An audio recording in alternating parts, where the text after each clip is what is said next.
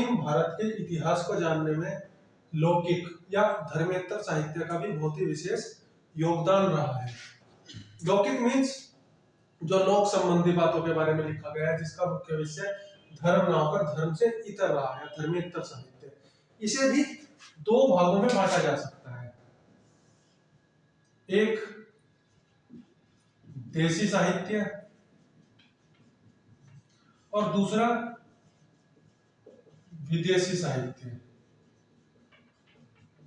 देखिएगा, देशी साहित्य यानी जो हमारे देश के साहित्यकारों द्वारा लिखा रचा गया। इनमें देखते हैं सबसे पहले जो प्राचीनतम हमें मिलता है, देखिएगा देशी साहित्य में अष्टाध्यायी।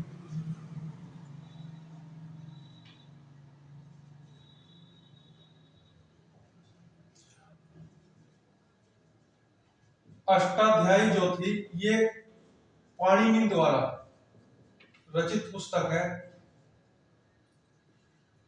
पाणिनि संस्कृत के विद्वान थे और नंद वंश का जब महाबदल नंद शासक थे उस समय उनके वो दरबार में थे, तो उन्होंने अष्टाध्यायी ये ग्रंथ लिखा। इसी के ऊपर बाद में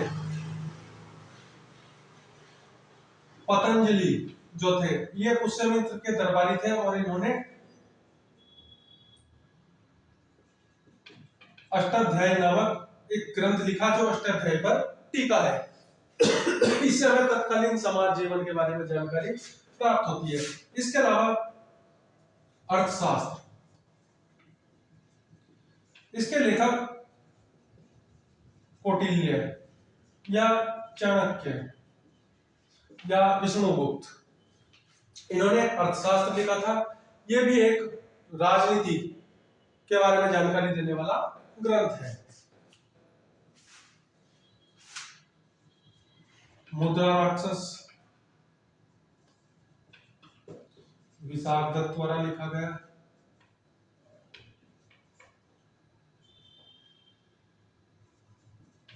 मृच्छकट्टिकम,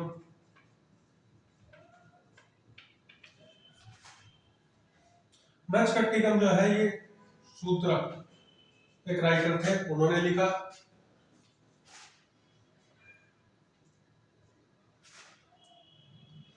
गाथा सप्तशती, सातवाहन वंश के जो हम आगे देखेंगे एक शासक हुए थे, उन्होंने गाथा सप्तशती नामक ग्रंथ की रचना की।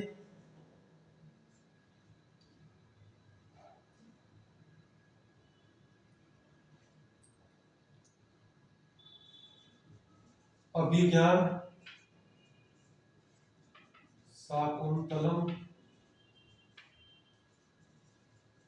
रघुवंशम, विक्रमो वर्षियम, जीतु संहार,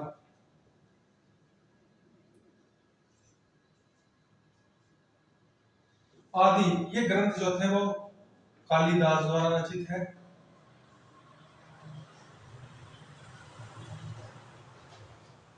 आर्यभट्टीय, ये आर्यभट्ट, आर्यभट्ट जो थे वो गुप्त वंश में चंद्रगुप्त विक्रमादित्य के समकालीन थे, उन्होंने आर्यभट्टीय लिखा।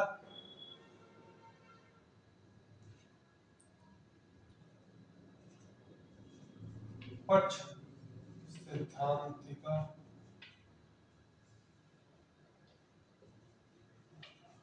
लघु जातक, बृहत जातक, इन ग्रंथों की रचना वराहमिहिर, ये भी आर्यभट्ट की तरह एक खगोलविद थे जिन्होंने ये ग्रंथ लिखे।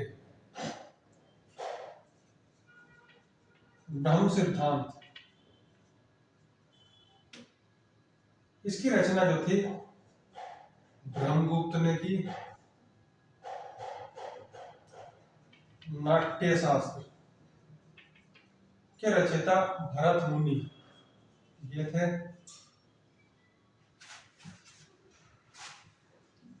नव सहसान चरित, इसकी रचना पद्मगुप्त परिमल ने की।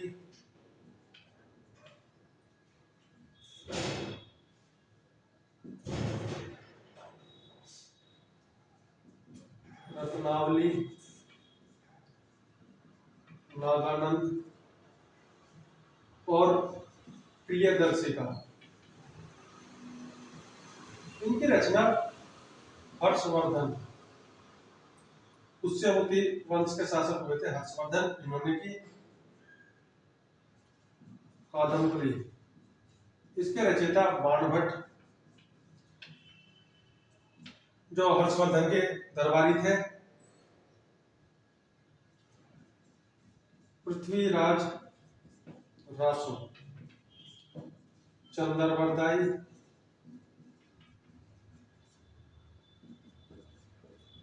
पृथ्वीराज विजय, इसकी रचना जयानक ने की।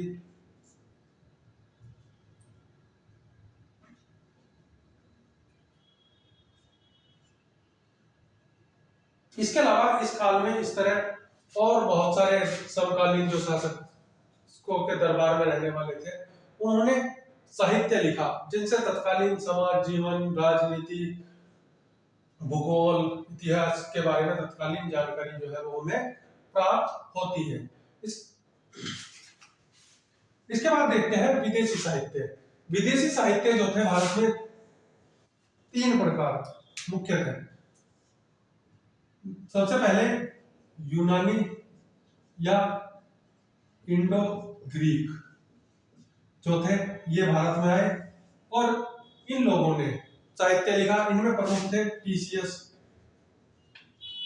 ये ईरान के राजवैद्य थे। फिर हेरोडोटस जो थे, इन्हें इतिहास का पिता किस नाम से जाना जाता है।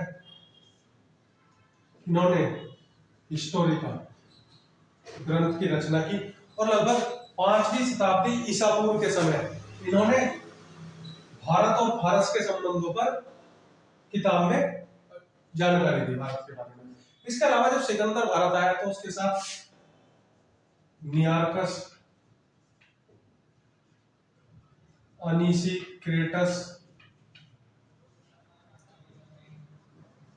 अरिस्टोबुलस ये आए। इसके बाद सिकंदर के बाद मेगास्थनीज, डायमेकस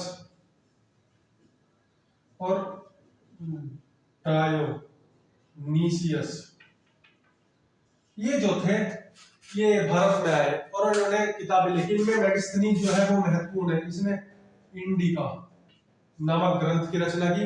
ये चंद्रगुप्त मौर्य के दरबार में भारत आया था। डायमेकस जो था वो बिंदुसार के समय,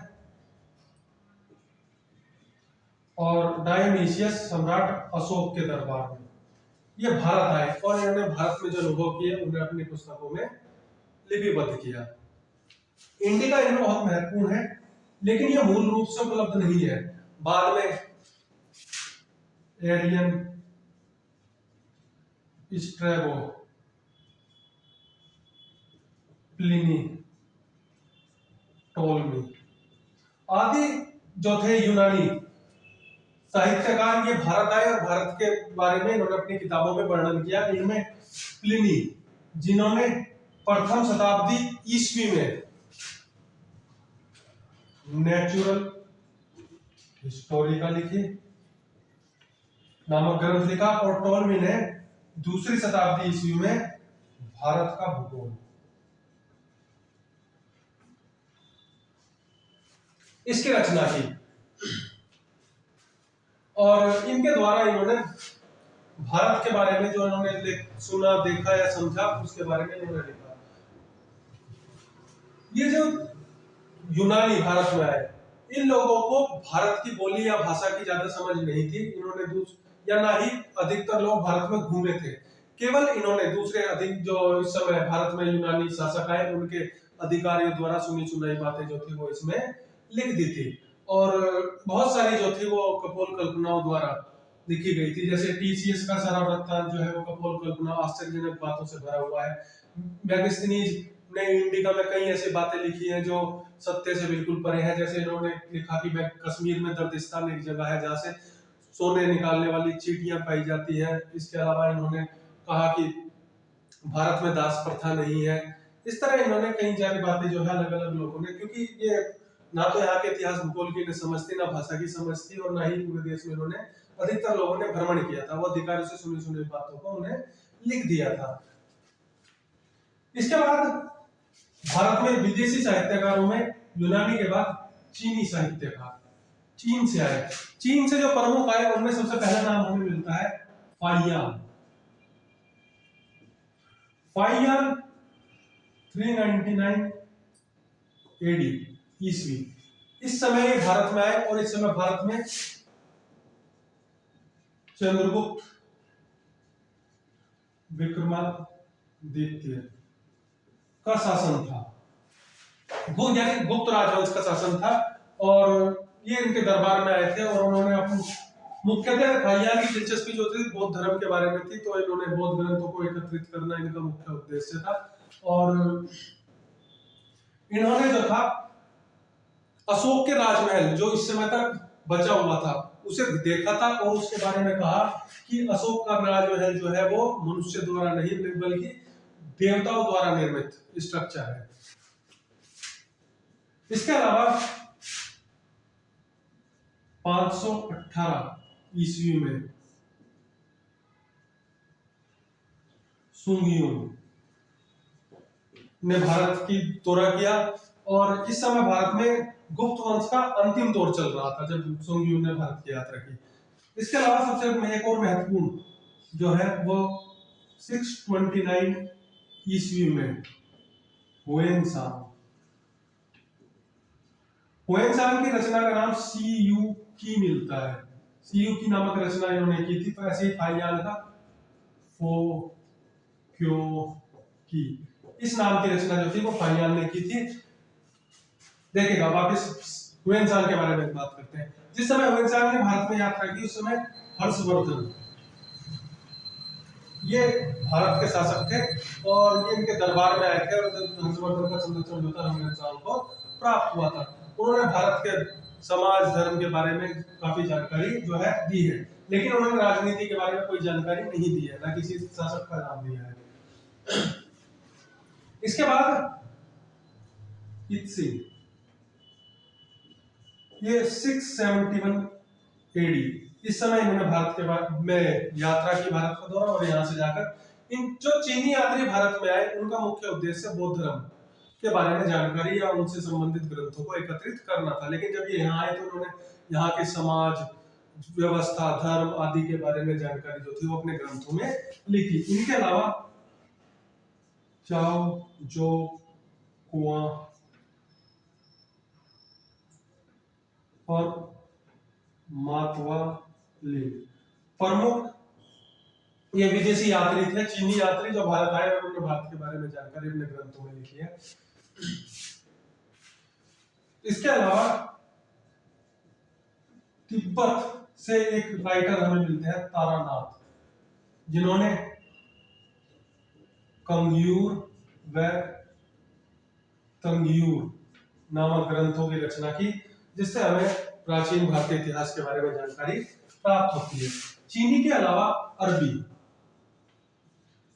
अरबी में मुख्यतः अल-बरूनी और सुलेमान के बारे में हमें जानकारी, ये प्रमुख थे जिनके बारे में हमें जानकारी मिलती है। इनमें प्रमुख है अल-बरूनी। अल-बरूनी महमूद गजनवी के साथ भारत आया था, और इसने भारत में आकर तहकीक हिंद नामक पुस्तक लिखी, और इसमें उन्होंने भारत के भूगोल के बारे में, पशु पक्षी पेड़ पौधे समाज तमाम बातें जो है वो अल-बरूनी ने तहकीक-ए-हिंद में लिखी है। तो ये जानकारी जो है हमें साहित्य से, विदेशी और देशी साहित्य से, इसके अलावा और भी बहुत सारा साहित्य रचा गया है, कुछ प्रमुख है जहां से हमें धर्म से इतर जो साहित्य था उससे इतिहास के बारे में जानकारी मिलती है। हालांकि जो विदेशी साहित्य है वो पूरी तरह ये कपोल कल्पनाओं पर रचित है, लेकिन ये कसौटी पर कसने के काम आता है, क्योंकि जहां पर देशी साहित्य में जो चीज लिखी गई है वही चीज अगर विदेशी साहित्य के साहित्यकारों ने भी लिखी है तो स्पष्ट होता है कि वास्तव में ऐसा रहा होगा।